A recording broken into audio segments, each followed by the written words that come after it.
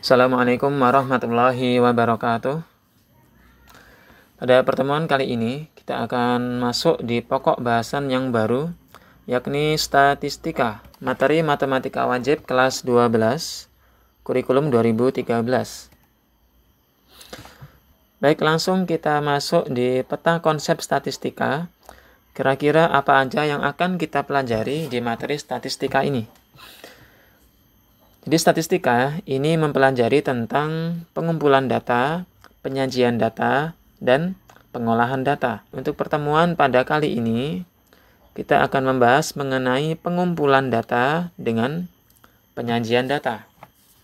Nah, kemudian yang perlu kalian ketahui, untuk materi statistika, ini nanti banyak sekali hitung-hitungan dan juga rumus yang harus kalian pelajari di materi bagian pengolahan data, yakni mengenai ukuran statistika.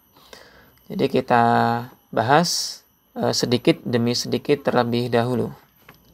Langsung kita masuk di pengertian statistika. Apa itu statistika?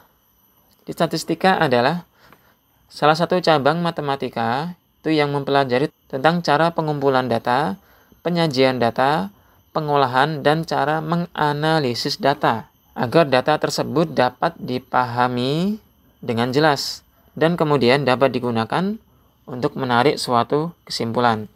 Jadi banyak dalam kehidupan kita sehari-hari ini berkaitan dengan statistika. Nah, kemudian bagaimana cara mengumpulkan data? Di statistika ini banyak berkaitan dengan data-data nantinya.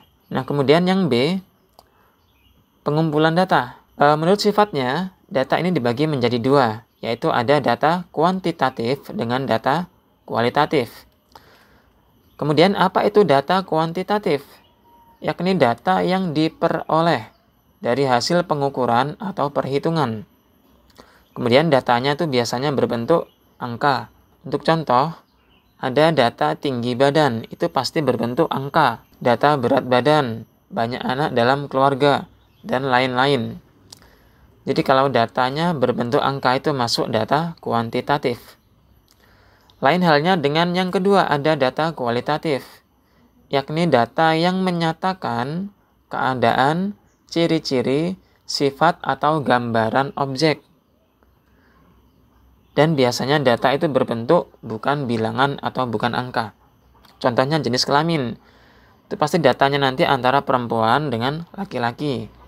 Data makanan favorit. Itu nanti biasanya datanya berbentuk makanan, bisa bakso, mie ayam, dan lain-lain. Data hobi, data warna kulit, dan lain-lain.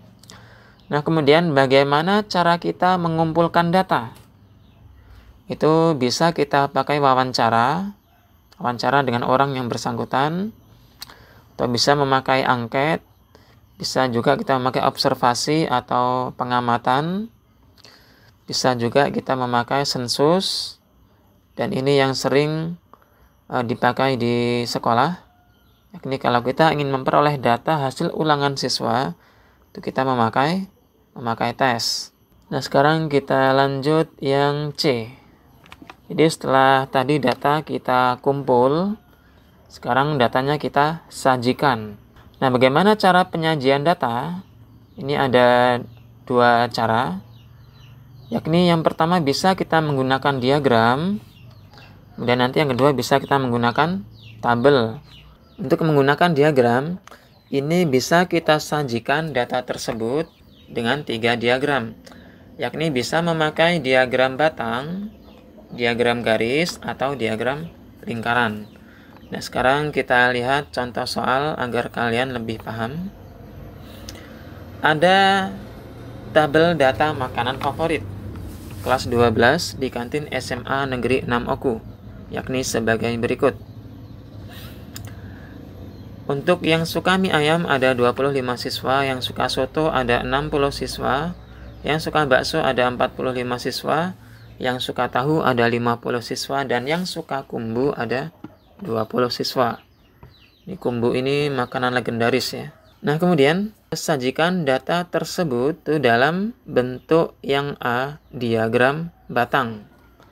Kita jawab terlebih dahulu diagram batang. Untuk membuat diagram batang, kita harus membuat grafik ya. Ada sumbu X, ada sumbu Y. Nah, kemudian kita tulis terlebih dahulu. Di sini sumbu X menyatakan jenis makanan favorit. Kemudian sumbu yang Y ini menyatakan frekuensi atau banyak siswa. Frekuensi ini atau banyak siswa yang suka makanan tersebut. Kita tulis dulu jenis makanannya. Yang pertama itu ada, kita kasih simbol aja, M. M ini kasih keterangan untuk mie ayam. Kemudian S untuk soto. Kemudian B untuk bakso. T untuk tahu. Dan K untuk kumbu. Kemudian kita tulis berdasarkan tabel tersebut. Yang suka mie ayam ada 25. Nah, kemudian kita beri angka frekuensi sesuai dengan jumlah yang paling kecil sampai dengan jumlah yang paling besar. Yang paling kecil 20, jadi kita yang paling kecil di sini kita tulis 10 sampai dengan yang paling besar 60. Ini rentangnya terserah kalian. Yang penting grafiknya nanti terbaca untuk angka tersebut. Kemudian kita tulis yang suka mie ayam ada 25. 25 itu kira-kira ini 20 antara 30 ya. Di sini. Ini yang suka mie ayam. Karena ini diagram batang, jadi kita buat grafiknya nah seperti ini. Di persegi panjang ya. Kemudian yang suka soto ada 60. Yang suka soto ada 60.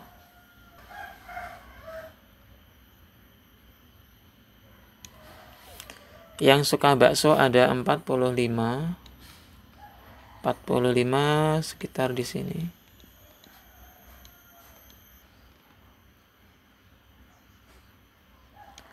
Kemudian yang suka tahu itu ada 50.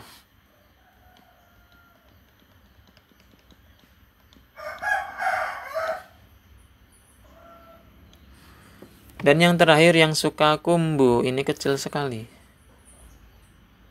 Ada 20.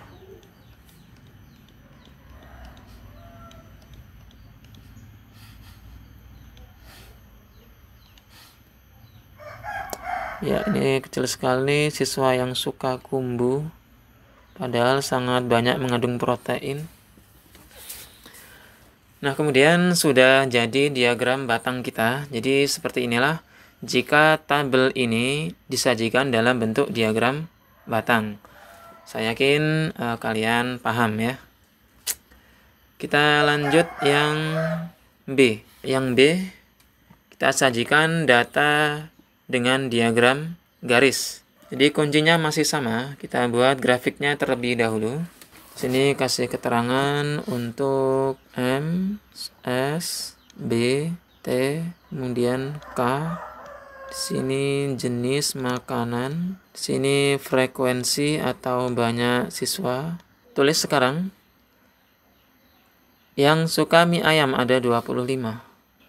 Ya, jadi kita kasih titik hampir sama dengan diagram batang. Yang suka soto ada 60. Anggap aja ini lurus ya. Yang suka bakso ada 45. Nanti kalau kalian menulis di buku tulis pakai penggaris biar lebih rapi. Kemudian yang suka tahu ada 50. Dan yang terakhir yang suka kumbu ada 20. Nah, kemudian apa bedanya dengan diagram batang? Jadi kalau diagram garis, ini langkah terakhir kita hubungkan titik ke titiknya dengan garis. Ya, seperti ini.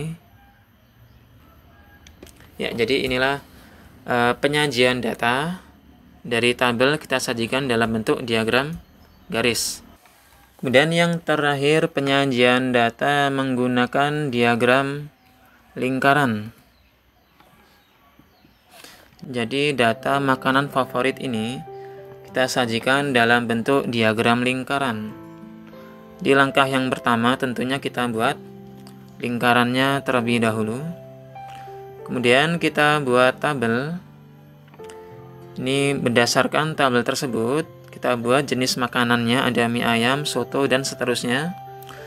Kemudian karena ini lingkaran, jadi kita harus tahu berapa derajatkah yang suka mie ayam, berapa derajatkah sudutnya, ini maksudnya ya, yang suka soto, berapakah sudut yang suka bakso, dan seterusnya. Kemudian untuk mempermudah dalam membacanya, kita juga harus memberikan persentase. Berapa persenkah siswa yang suka mie ayam, berapa persen siswa yang suka soto, dan seterusnya. Nah, sekarang bagaimana caranya? Ini caranya untuk menghitung berapa sudut untuk mie ayam. Ini kita tulis siswa yang suka mie ayam ada 25. Kemudian cara menghitungnya, 25 dibagi dengan banyak siswa. Kita jumlahkan. 25 tambah 60 tambah 45 ditambah 50 ditambah 20. Ada berapa? Ada 200. Jadi 25 dibagi 200 dikali dengan jumlah sudut dalam satu lingkaran. Itu ada berapa derajat? 360 derajat. Dah, tinggal kita hitung. 25 dikali 360 dibagi dengan 200 sama dengan berapa derajat? 45 derajat. Dan seterusnya sampai dengan selesai. Sekarang yang soto. 60 per 200 dikali 360 derajat sama dengan 108 derajat. Bakso 45 dibagi 200 dikali 360 derajat sama dengan 81 derajat. Yang suka tahu ada 50 dibagi 200 dikali 360 derajat sama dengan 90 derajat. Yang suka kumbu itu ada 20 dibagi 200 dikali 360 derajat sama dengan 36 derajat. Nah, sekarang sudutnya kita masukkan dalam lingkaran ini. Di sini ada titik tengah lingkaran. Yang suka mie ayam ada 45 derajat. 45 itu kira-kira kalau di sini kita bagi 490, berarti 45 ini separuhnya. Nah, ini bagi yang suka mie ayam. Untuk lebih pasnya kalian gunakan busur ketika menggambar ya. Yang kita cari yang gampang dulu sudutnya. Yang suka tahu ada 90. Berarti pas ini 90, ini sudut siku-siku. Ini bagi yang suka tahu. Kemudian yang suka soto ada 108. Kalau di sini 90, berarti 108 ini lebih sedikit ya. 90 lebih 18 derajat. Jadi yang suka soto ada 108 derajat. Kemudian yang suka bakso ada 81. 81 berarti kurang dari 90. Nah, kira-kira di sini. Ini yang suka bakso, berarti sisanya ini yang suka kumbu, 36 derajat. Nah, kemudian ini untuk lebih mudah dalam membaca, kita tambahi persentase dari jenis makanan favorit tersebut. Nah, kita tulis yang pertama untuk mie ayam. Jadi untuk membuat persentase caranya masih sama. Di 25 dibagi 200. Kalau untuk membuat sudut dikali dengan 360 derajat. Kalau untuk membuat persentase dikalikan dengan 100%. Jadi sama dengan 25 bagi 200 dikali 100, 12,5%. Yang suka soto, 60 dibagi 200 dikali dengan 100. Tinggal coret aja, 60 dibagi 2, 30%. 45 dibagi 200 dikali 100. Coret, 45 dibagi 2, 22,5%. Kemudian yang suka tahu, 90 dibagi 200 dikali 100%. Sama dengan coret 90 bagi 2, 45%. Yang suka kumbu, 20 dibagi 200 dikali 100%. Coret, tinggal 20%. Dah, tinggal kita pindahkan mie ayam 12,5%.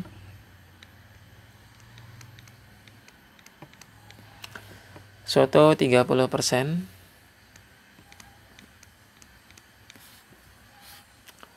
Kemudian bakso 22,5%. Tahu 45%. Dan terakhir kumbu 20%. Jadi jangan lupa dikasih keterangan untuk B, K, M, T, S. Jadi B maksudnya bakso, K maksudnya kumbu, M itu mie ayam, T tahu, S soto. Ini untuk materi penyajian data yang menggunakan diagram. Sudah kita bahas. Nah, sekarang untuk yang kedua mengenai penyajian data, yakni menggunakan tabel.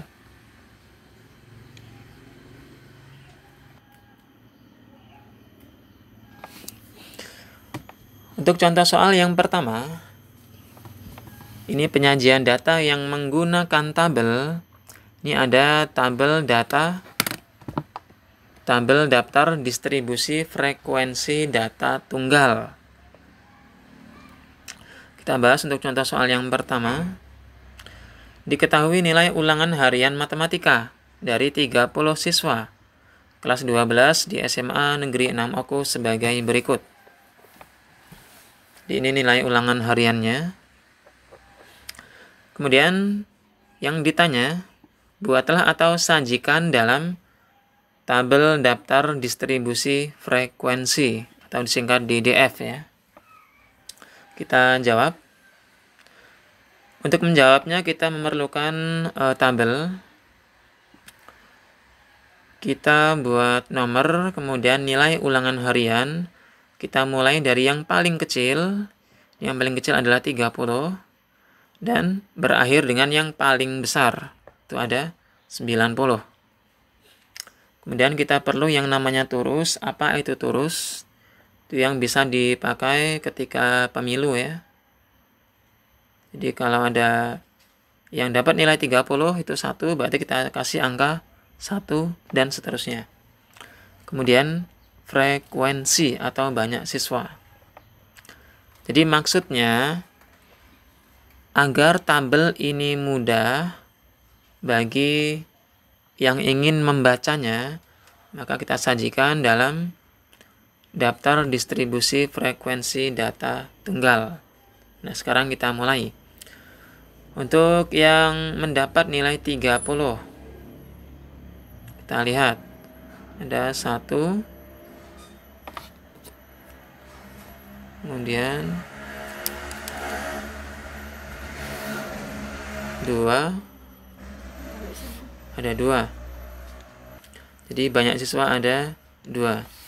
Yang memperoleh nilai 40, 1, 2, 3.